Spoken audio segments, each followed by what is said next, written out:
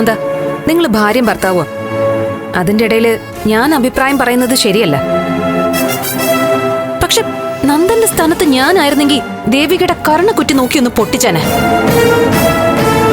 കുടുംബത്തിന്റെ രക്ഷയ്ക്ക് വേണ്ടി ചില കാര്യങ്ങള് ഭർത്താവിനെ ഒളിക്കുകയും മറക്കുകയും ചെയ്യേണ്ടി വരും. ഭാര്യ എന്ന് പറയുന്ന ആള് അത് മനസ്സിലാക്കി പ്രവർത്തിക്കണം.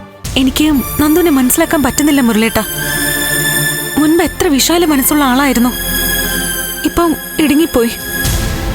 ഇന്നലെ എങ്ങോട്ടെങ്കിലും ഇറങ്ങി പോവാനാ എനിക്ക് തോന്നിയത്. പോകുന്നെങ്കി അങ്ങ് പോകട്ടെ എന്ന് വെക്കണം. ഇങ്ങനെ അങ്ങ് പേടിച്ചാലോ? പുറത്താരും അറിയരുതെന്ന് ഉറപ്പ് വാങ്ങിയിട്ടുള്ളതല്ലേ പ്രഭാന്റി നന്ദനും.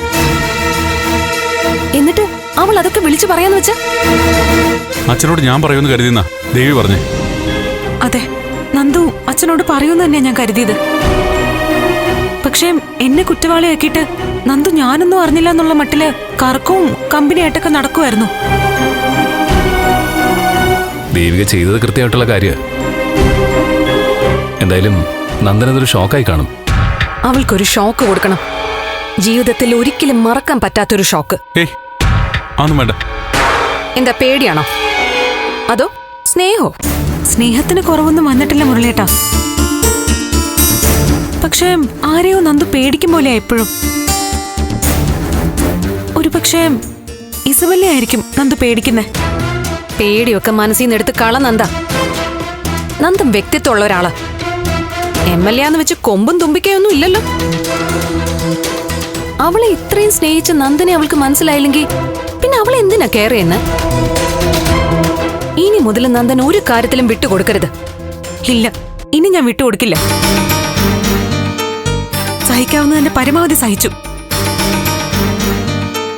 ആ പ്ലാന്റിന്റെ കാര്യത്തില് ആരോപണം കേട്ടു. നന്ദുവിനെ ഇസബെല്ലയും ചേർത്ത് സോഷ്യൽ മീഡിയയിൽ വാർത്ത വന്നപ്പോ ആക്ഷേപവും കേട്ടു. ഇനി വിട്ടുകൊടുക്കില്ല. പറയേണ്ടത് പറയുക തന്നെ ചെയ്യും. പറഞ്ഞിട്ട് മനസ്സിലാവുന്നില്ലെങ്കിൽ എന്തു വേണമെന്ന് എനിക്കറിയാം. ഞാൻ ഇനി അവൾക്ക് മുന്നിൽ മുട്ടുമടക്കില്ല. മുട്ടുമടക്കണ്ട, പക്ഷേ നിങ്ങളുടെ ബന്ധം ഉലയരുത്. ഇനി ബന്ധം ഉലഞ്ഞാലെന്താ?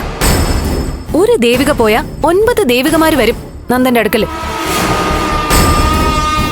സത്യം, നന്ദൻ അനുഭവിക്കുന്ന വേദന കാണുമ്പോ എനിക്ക് വല്ലാത്ത സങ്കടം തോന്നുന്നു. സങ്കടം വന്നാലും പരസ്യമായിട്ട് കരയാൻ പറ്റില്ലല്ലോ മുരളേട്ട. MLA ആയി പോയില്ലേ? സമാധാനിക്ക് ദേവിക, എല്ലാം ശരിയാവും. ഒന്നും ശരിയാവാൻ പോണില്ല. അവൾ അതിന് സമ്മതിക്കില്ല. അങ്ങനെയൊന്നും ചിന്തിക്കാതെ ദേവിക. ശരിയാവുമായിരിക്കും അല്ലേ? ദേ, നിന്റെ കൂടെ ഞാനും കെവിനും ഒക്കെ ഇല്ലേ, നീ പേടിക്കണ്ട.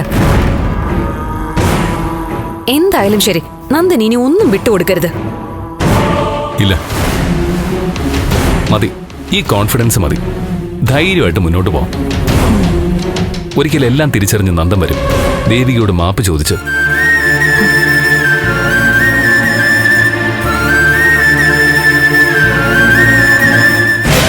നിന്റെ ജീവിതം നിന്റെ കയ്യിലാ. തീരുമാനം നീ എടുക്കണം. വാ.